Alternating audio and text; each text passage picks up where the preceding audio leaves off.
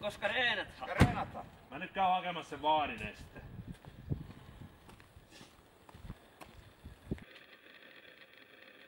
Siellä on vanhalla isännällä Puntarimäessä hyvä leimikko. Eiköhän me tehdä sitä kaupat. Vaari lähdetään!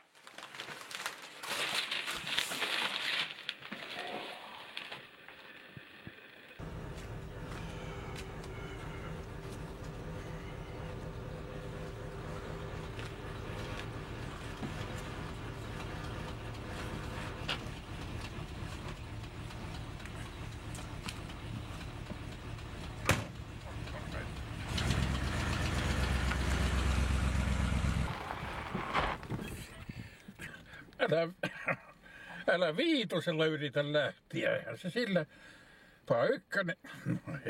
Jesusnatteri romujen kanssa. Eikö nyt vaari myydä vaan sitä mettää ja panna nämä vehkeet kuntoon? Mettämyynti ei ole koskaan kannattanut, eikä kannata. Varsinkaan auton nostoa varten. Mettä kasvaa, mutta auto ruostuu. Menkää pojan polkupyörällä. 7. päivä kesäkuuta on Powerparkissa ammattinyrkkeilyottelu.